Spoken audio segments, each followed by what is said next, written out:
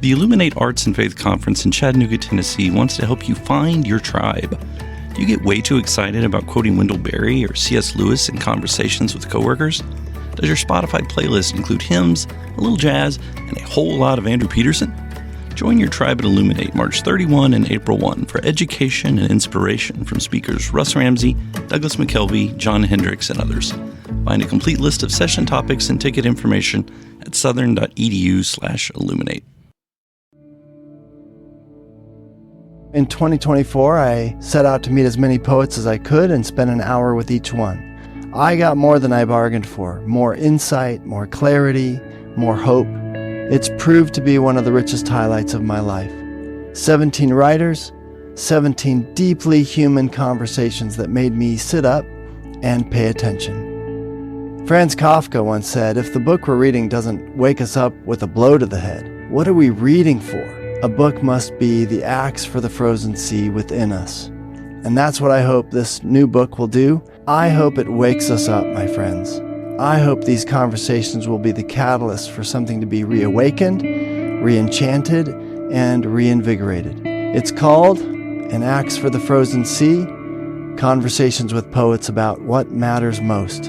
I'm Ben Palpin, and I hope you'll come and listen in as I spend a little time with poets like Lucy Shaw, Malcolm Guite, Dana Gioia, and Lee Young Lee. Pull up a chair at the table as we dig into what it means to write well and to live well. An Axe for the Frozen Sea is now available from Rabbit Room Press. Visit the store at rabbitroom.com, or better yet, ask about it at your favorite bookseller. He really believed that the Bible was describing a reality that was the widest, truest, most human, and most holy reality that exists. Welcome to the Habit Podcast, conversations with writers about writing. I'm Jonathan Rogers, your host. Winn Collier is the director of the Eugene Peterson Center for Christian Imagination at Western Seminary in Holland, Michigan. He was friends with Eugene Peterson and was chosen by the Peterson family to write his biography. That biography, A Burning in My Bones, has recently released. I do want to mention one thing we didn't get around to in the main interview. The Eugene Peterson Center is currently taking applications for a Doctor of Ministry cohort focused on the sacred art of writing. You can find a link to that program in the show notes for this episode. Winn Collier, I am so excited that you're on the Habit Podcast today. Thanks for being here. Well, it's good to be here. Thank you for asking me. We're going to be releasing this episode about the same time that I think the same week that you will be releasing your new authorized biography of Eugene Peterson called A Burning in the Bones, A Burning in My Bones. Burning in My Bones. Burning in My Bones. Burning in My Bones.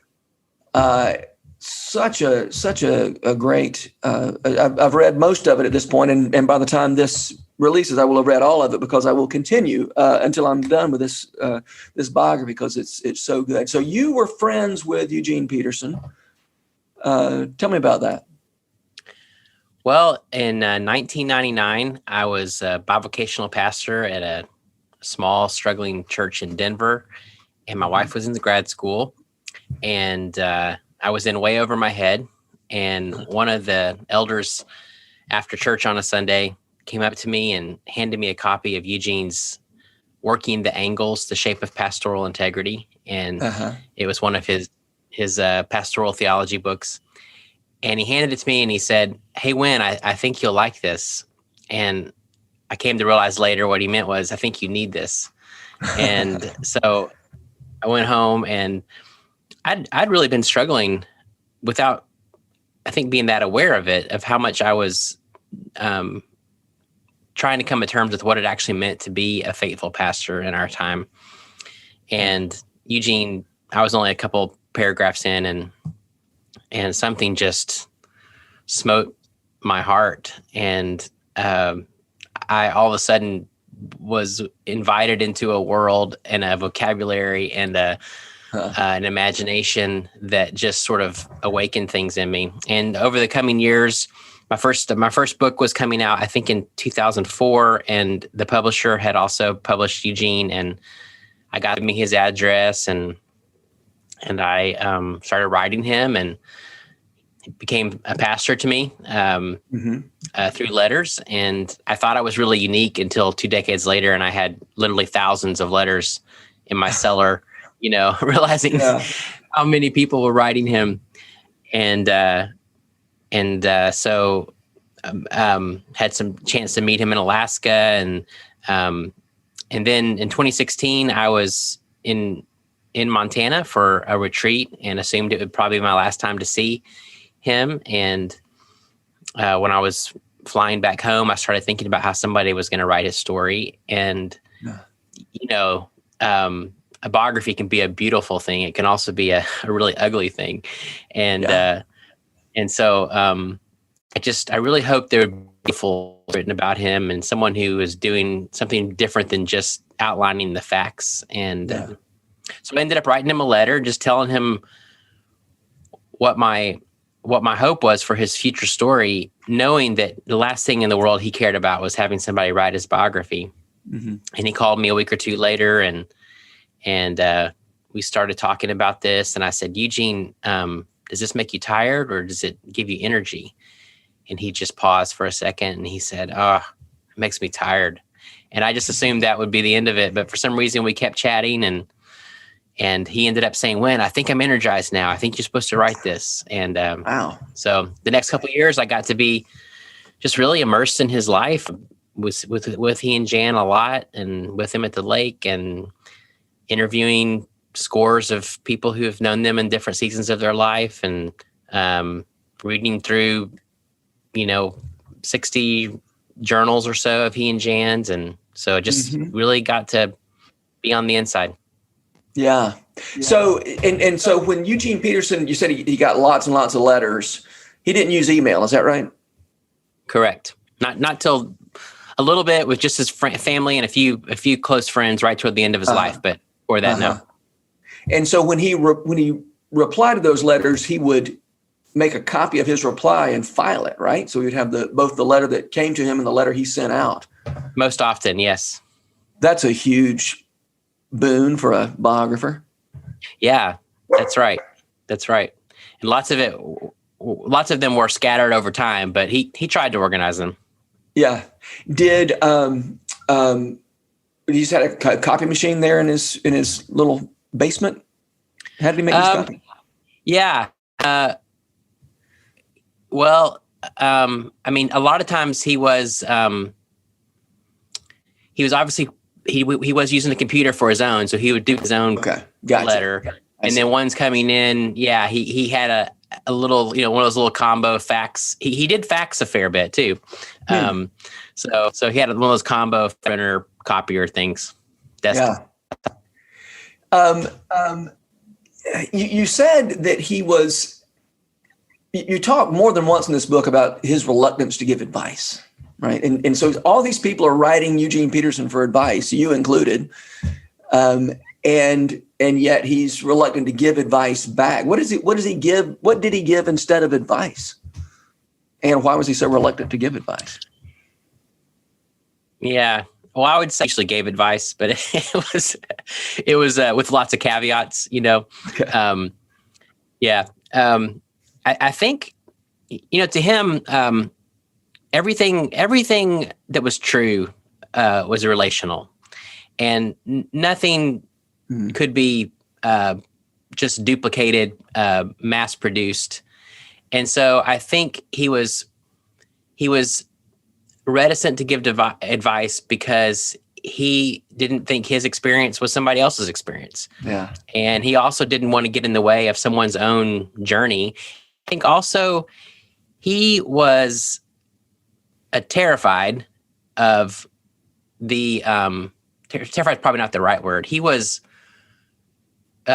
immensely resistant to becoming a guru or a celebrity.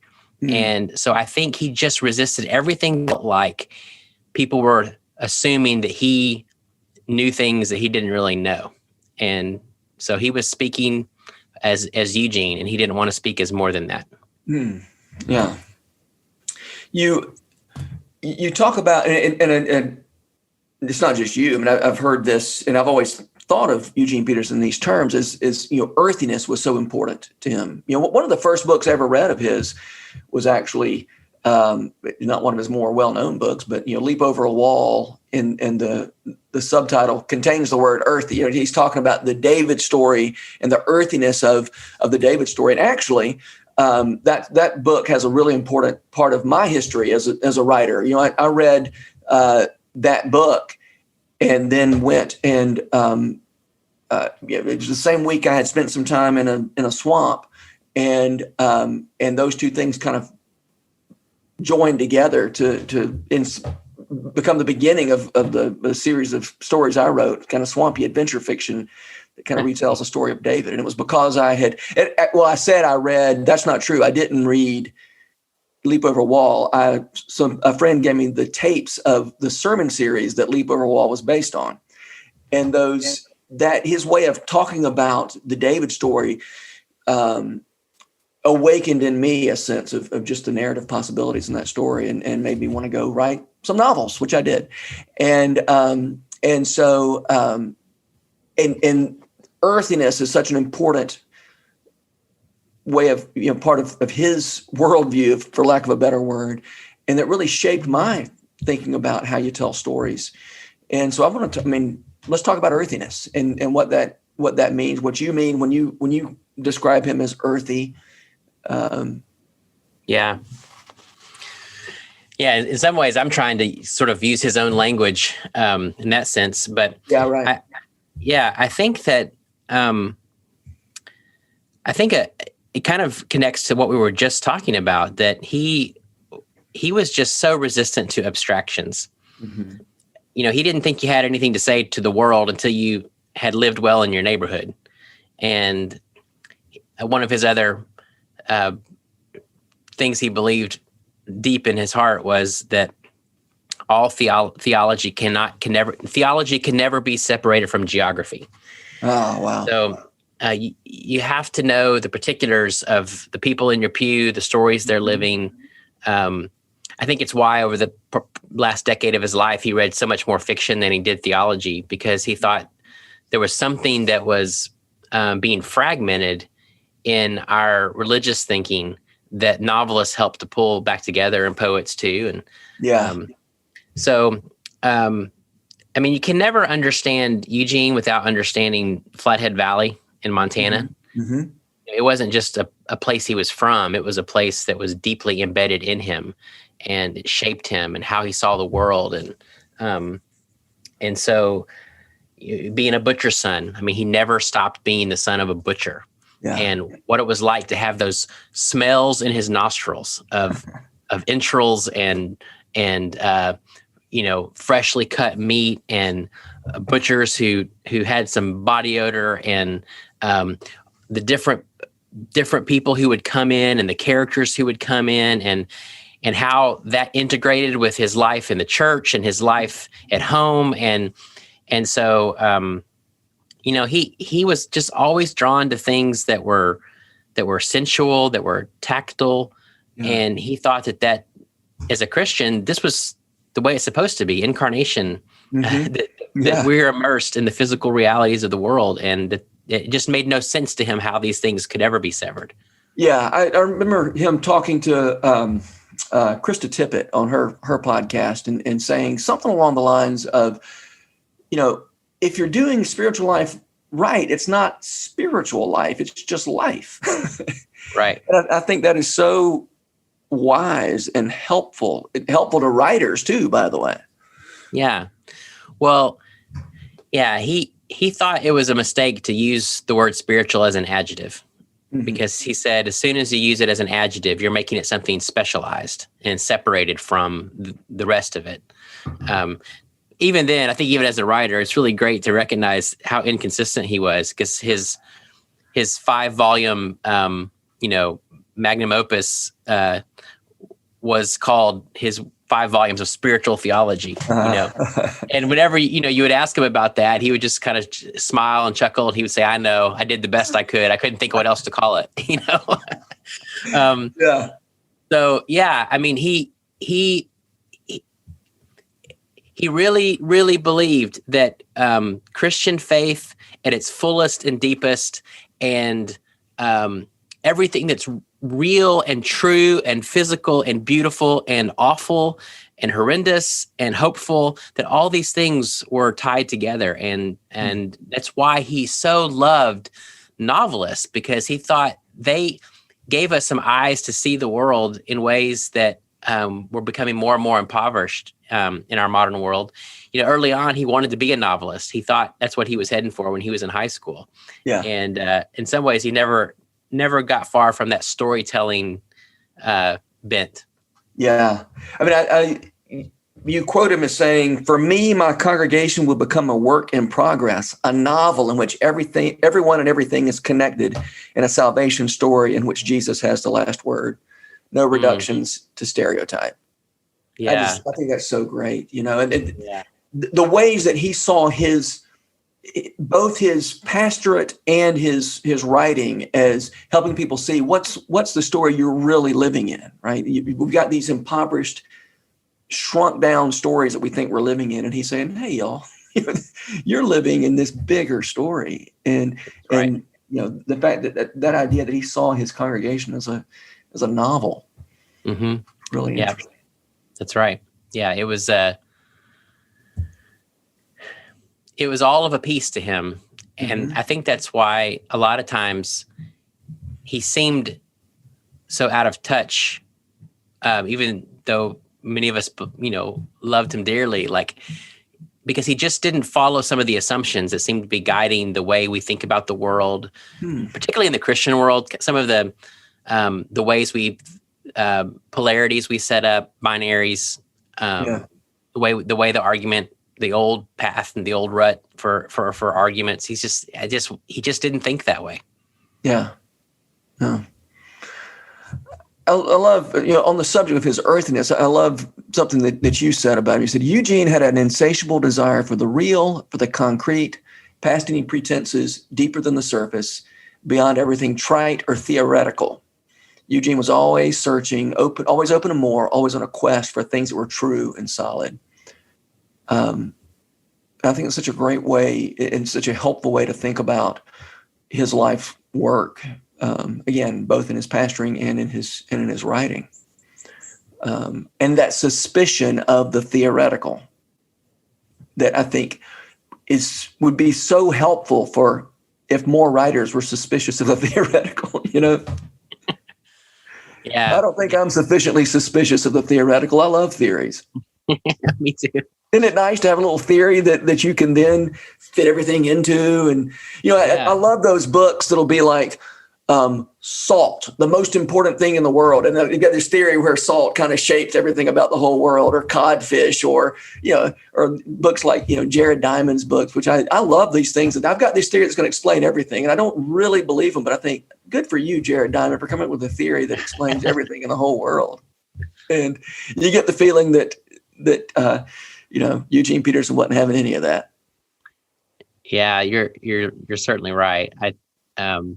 In that way, he sounds very similar to, his literary friend, Wendell Berry, just a suspicion of the big ideas.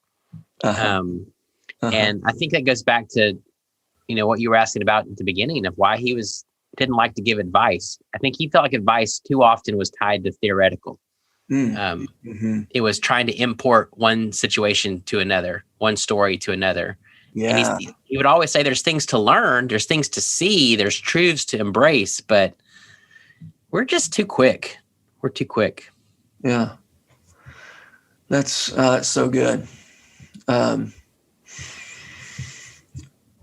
may we all as writers, be on a quest for things that are true and solid. Think of our work as a way to give people access to the solid and the true, rather than to advance. Here's this theory I've got. Yeah, that's a prayer. That's for sure.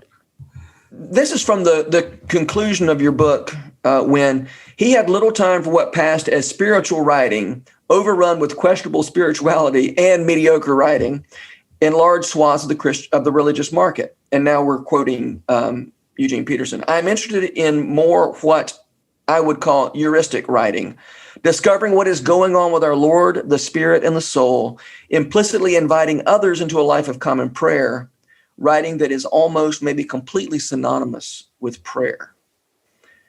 He goes on to say, writing of this kind is only marginally evident in the Christian community. Yeah. So that was actually in Eugene's journal. Mm-hmm. So that was something he was writing. That was one of the beautiful things, was hearing him process sort of some of his own ways of thinking about writing and struggles, and all the ordinary things of, oh man, this last month I haven't written a single good sentence. Mm-hmm. But I think what he meant was writing that wasn't purely used as a mode of information. Yeah.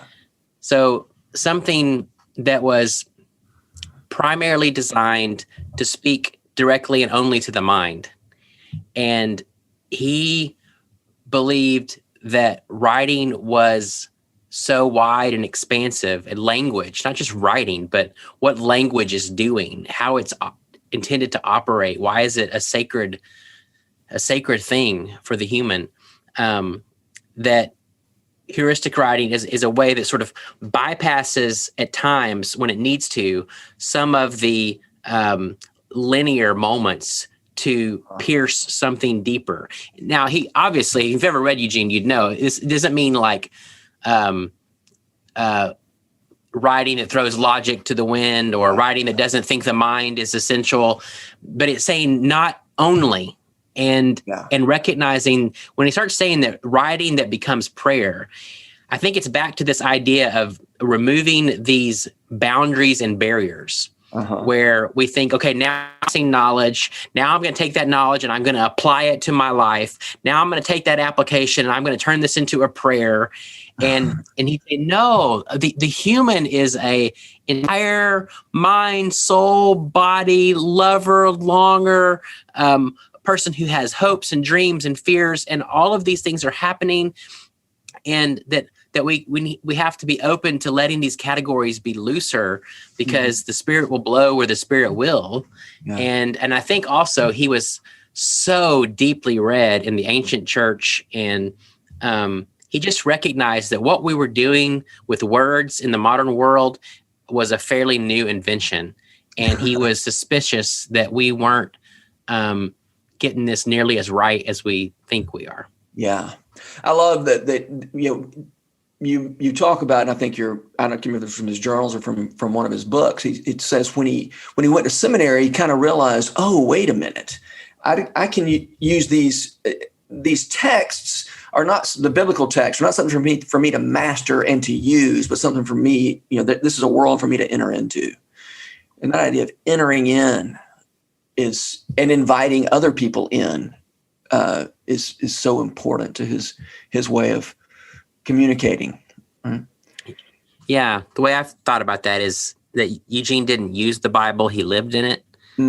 Yeah, and that's kind of interesting, because I think some of us could hear that and say, "Oh, that means he memorized a lot of Bible," which he did. He memorized huge chunks of the Psalter, and often in Hebrew, but it meant that he really believed that the Bible was describing a reality that was the widest, truest, most human, and most holy reality that exists.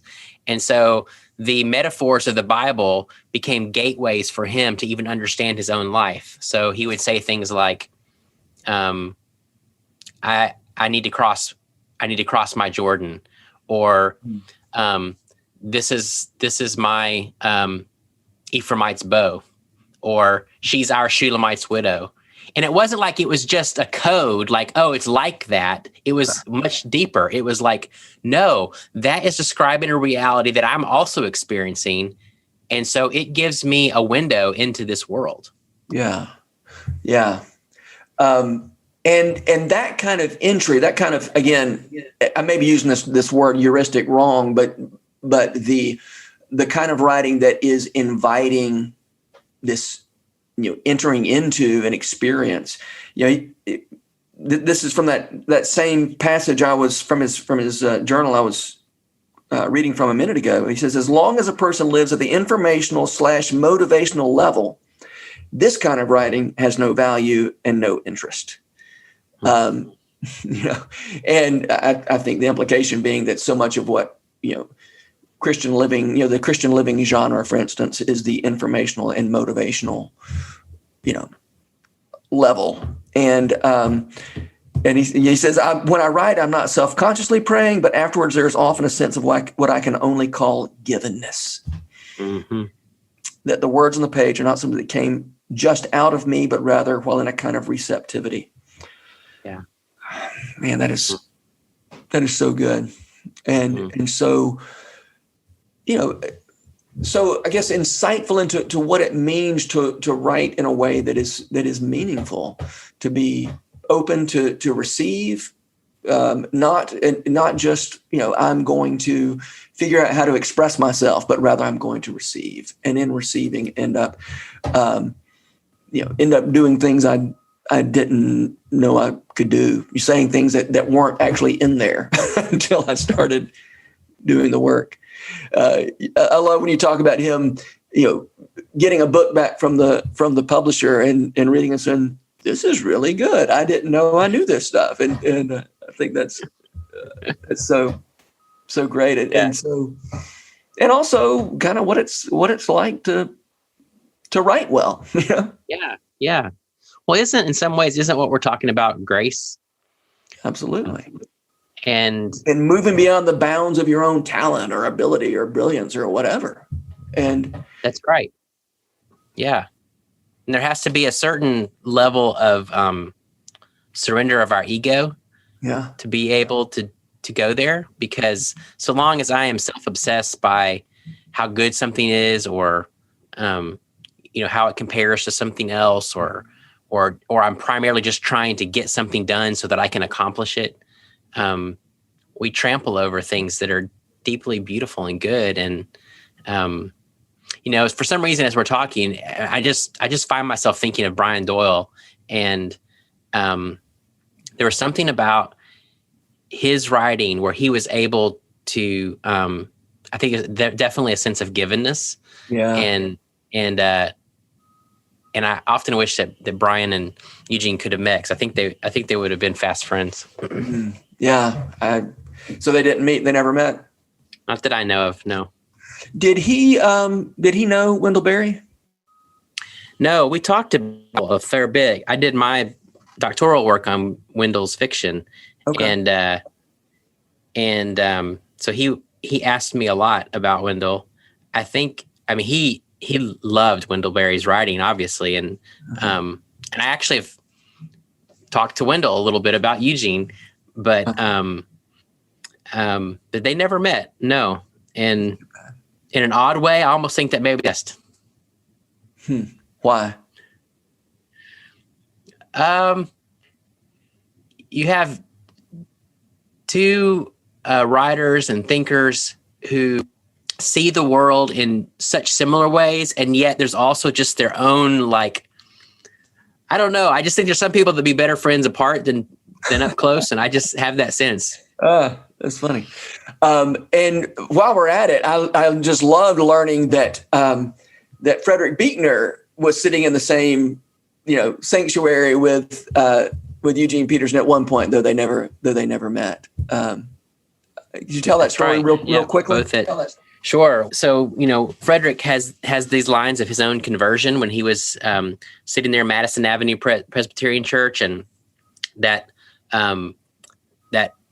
powerful sermon of gladness and how deeply moved he was, and Eugene has a very similar story about being in that same sanctuary, same year at least, and all of a sudden hearing this preacher who just used language in ways he had never encountered using before, with treating this language with a kind of reverence and joy and holiness, and it did something deep in Eugene's heart. And so they were there at the same time, and sitting in pew, listening to the same sermons. Your biography makes Eugene Peterson seem a little Zelig-like. It's funny how many people he just kind of ran into here and there, from Pat Robertson, being a classmate to being in the same, church with Buechner. It's kind of funny, or even the people he knew at Seattle Pacific. It was just really funny to see. An idea, and we don't really have time to develop this because we're about to get close to the end of our time together. But this idea that you touch on, that his son Eric, I think it was Eric, who said he had one sermon that he kept preaching over and over again, and Eugene took that as criticism until I guess it was Eric who came back and said, "Yeah, church is going fine, except this pastor hasn't found his one sermon yet," and Eugene Peterson finally understood what his son meant. That it wasn't criticism, that it was that's what we're searching for. What is the one story we're telling? Yeah, that was actually Leaf. Okay. Yeah, and I think it kind of bothered Eugene at first, and then he realized, oh yeah, this is a deeply good thing, that something has so arrested my heart, that something is so sunk into my being that it's what I give away, and I'm grateful for that. I'm grateful that my son saw it. Yeah. Well, I found that a very encouraging and hope-giving insight. And you used the word congruence, or I guess you're borrowing that word congruence from Eugene Peterson. That we're looking for a life of congruence, and that it certainly felt that his writing, everything he did was growing out of the same place. It all felt congruent. Yeah, that was one of his favorite words, and I think it was true of him. Yeah. Well, I hope it becomes truer for many of us. Me too. And reading Eugene Peterson's work and reading your book about Eugene Peterson really it feels like it's a spur to be more congruent for all to figure out ways for all of my life to go out of the same place. So thank you for your encouragement in that direction. All right, the last question I always ask in these conversations is, who are the writers who make you want to write? I bet I can guess two. Guess. Go ahead. I'm going to guess three. Eugene Peterson, Brian Doyle, Wendell Berry. There you go. Yeah, those are so unique. That's right. Yeah, right. Yeah. In some ways, it's kind of like whatever is the last good book or last good sentence that you read, right? Yeah. Like this morning, I just picked up Braiding Sweetgrass, Robin Kimmerer, and I only read the first couple sentences within her preface, and I was like, oh, yeah, so good. But what comes to mind is maybe Kent Haruf in fiction. Just his simplicity of language, and I love. Mary Carr. Goodness. Kathleen Norris, George Saunders. Have you read George Saunders' new book, A Swim in a Pond in the Rain? It's on my purchase list right now, but no, I haven't. Yeah, it's great. It's the best thing I've ever read about fiction. It's so good. And I wish a theological sentence like Robert Jensen. So, well, great. All right, Winn. Thank you. This has been a lot of fun, and I hope we can. I look forward to seeing what you do next. Yeah. Well, thank you for having me. I appreciate it. This podcast is brought to you by The Rabbit Room, where art nourishes community and community nourishes art. And all our podcasts are made possible by the generous support of our members. To learn more about us, visit rabbitroom.com, and to become a member, rabbitroom.com/donate. Special thanks as well to Taylor Linhart for letting us use her song Diamonds as the theme music for Season 3 of the Habit podcast. You can learn more about Taylor and follow her work at taylorlinhart.com. The Habit membership is a library of resources for writers by me, Jonathan Rogers. More importantly, The Habit is a hub of community where like-minded writers gather to discuss their work and give each other a little more courage. Find out more at thehabit.co.